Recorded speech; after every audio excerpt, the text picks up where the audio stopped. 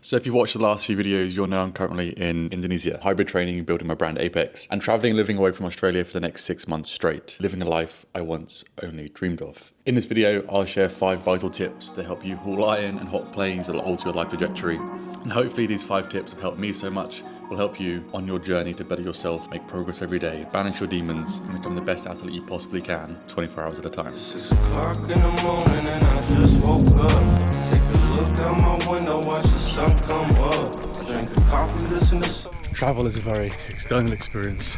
People, culture, food, environment, and it opens your mind to different places and different cultures and different ways of living. Training, on the other hand, is a very internal experience. Progress, discipline, structure, making that 1% gain day by day, week by week, continually, and that's the key. And the combination is most interesting. It's the ability to continue training whilst traveling that builds extra levels of discipline, even if you're on holiday for 2 weeks or you're moving overseas. It can be a real mental clarity piece. It can build that confidence, it can build that clarity, that trust in yourself, and the combination of these two things over time has led me to where I am now. And it's lethal for any mental health symptoms you're having. It's a great way to grow and to learn, and of course it's a lifestyle choice. I'm just passing on the message that travel's wonderful, training is a necessity. You combine them together and you can change your life over time, and that's what this message is all about. That's why running here.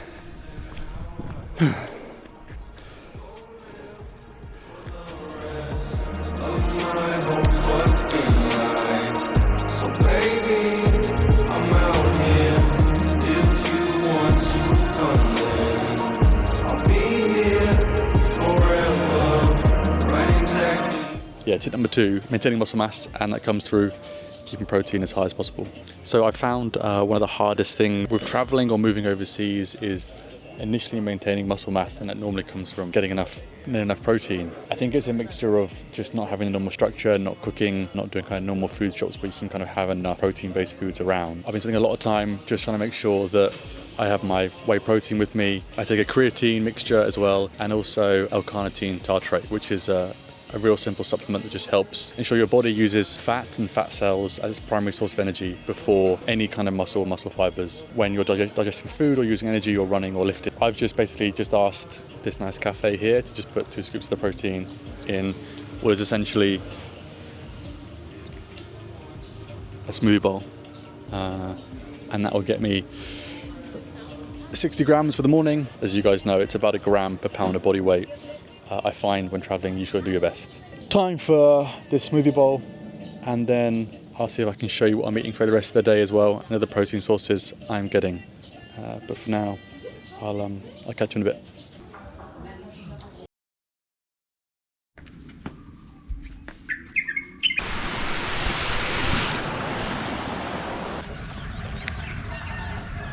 We're currently in Ubud. We've been here for 4 or 5 days. We've got 4 days left, and then we're back to Sanur, and then it's only 10 days before we fly out to the UK. So I found it difficult to adjust to training and traveling. I'm such a man of structure that I don't mind 2 weeks of kind of eating out, not cooking, training being a bit more low-key, but I hit the 2-week point 3 days ago after last week's video, which I'll put in the corner somewhere. I just feel slow. I'm trying to really enjoy myself here, and that's just easier said than done sometimes. So, because I feel it when I don't have that structure, and it's just about me relaxing and realizing that's not where I'm at the moment and making the most of the situation I'm in. And it's a good lesson for me to learn how to perform, and when I'm not mentally at 100%, I'm a bit slow and a bit lethargic. And just being okay with that is a great lesson for me to learn and adapt to, and not overcome, but work with and enjoy working with. So I'm out here, short run, just 4K today. No gym work at the moment, which is absolutely fine, but feeling relaxed, feeling good. It is 6:38 in the morning. We're going to finish off the rest of this run, so catch it.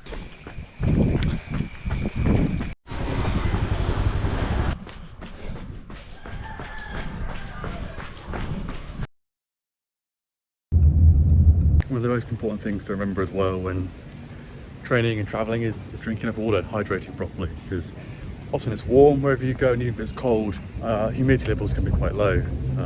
And I find, for example, on a plane, humidity levels are normally between 20 and 24%, which is why you feel dehydrated on a plane.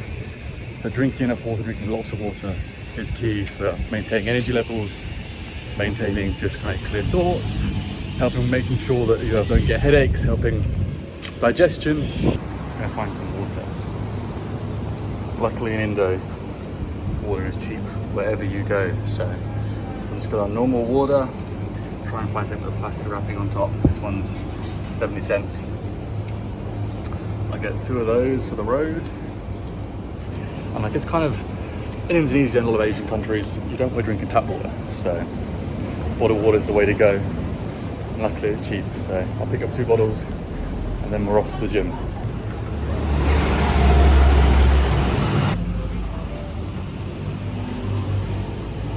And for tip number 5, the reality is you just got to be consistent. I find that, especially in the last month out here in Bali, it's been just under 4 weeks now, it's been about just getting the sessions done as best I can. I haven't been pushing PBs or PRs, I've been making sure I'm running consistently, running well. I think as the month has gone on and my protein intake has lowered and I've been trying to keep as high as possible, my focus has been on just kind of maintaining the mental aspect of training.